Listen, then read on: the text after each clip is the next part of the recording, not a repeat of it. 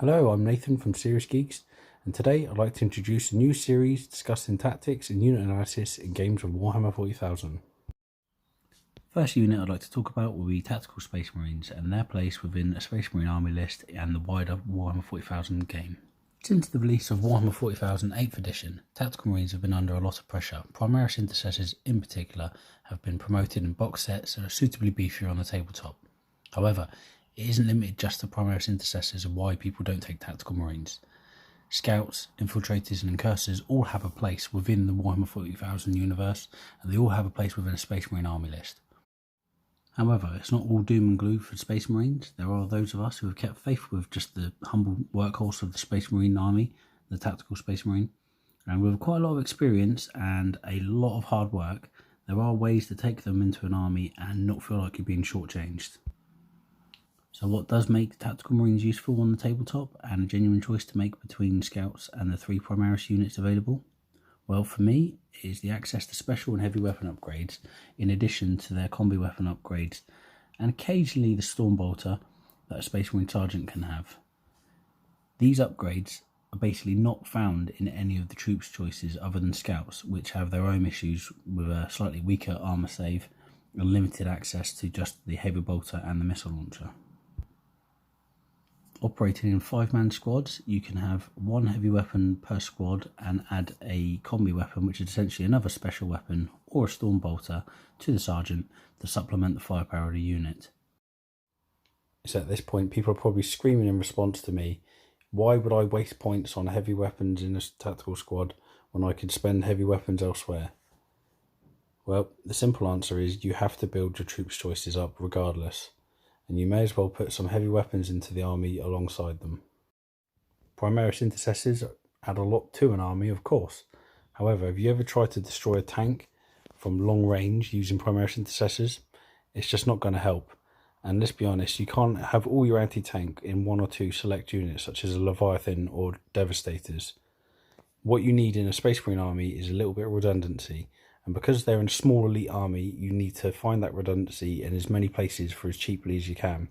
This is where Tactical Marines shine, because they enable you to build up command points using your troop slots, take objectives from quite a distance away, while still pouring fire onto the opponent using heavy bolters, missile launchers, grav cannons and las cannons.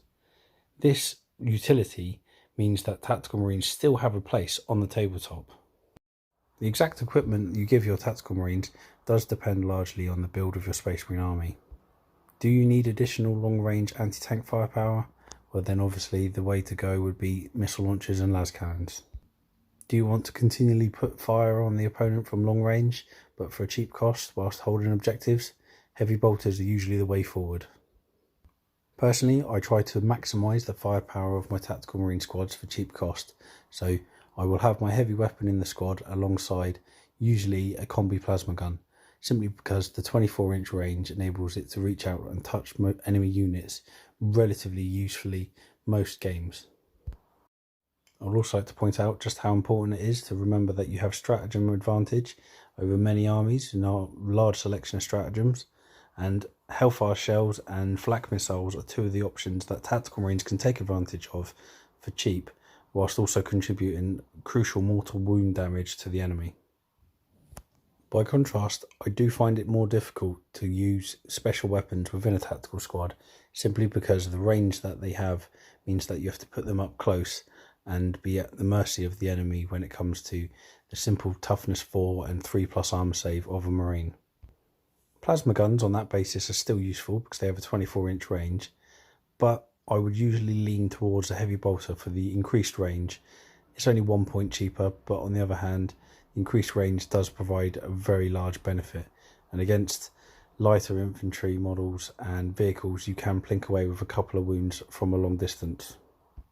It also gives you access to the rather crucial Hellfire stratagem, which is so valuable it kind of makes the plasma gun almost redundant in that regard. There are other choices that some armies may take. Multi-melters may have a look in certain aspects, but to be honest, I think that you're starting to put really specialised heavy weaponry onto units that at the end of the day you're taking for a utility option to support the rest of the army. It's on that basis that I wouldn't usually go above 5, maybe 6 men per squad, unless the circumstances were very favourable to you. Usually it's better to have 2 5-man tactical squads with 2 heavy bolters in each and 2 sergeants than to have 1 10-man squad with 1 sergeant and 1 heavy bolter. Remember, if you are using transports, including a rhino or a drop pod, you can fit 2 5-man tactical squads into 1 transport. That kind of idea does lead me on to another aspect I'd like to discuss regarding tactical marines, and that is often their extra numbers and firepower really do assist your main battle line units. So if you've got a frontline unit of Vanguard veterans and then you drop pod in 10 tactical marines or 2 units of 5 tactical marines alongside them, the opponent isn't going to want to deal with just the tactical marines and ignore the Vanguard veterans. Conversely, they may do the opposite and concentrate just on the Vanguard veteran squad with jump packs, and the tactical marine squad can shoot unimpeded, which provides a better investment for the points that you use for the tactical marines. That's just one example of how you can use your tactical marines to support your army. I mean, obviously there are other choices that you could do, but drop pods do give a lot of utility to the Space Marines who have access to special and heavy weapons. Ultimately, any troops choice you want to take will need to hold objectives, and it will need to provide a footprint on the table.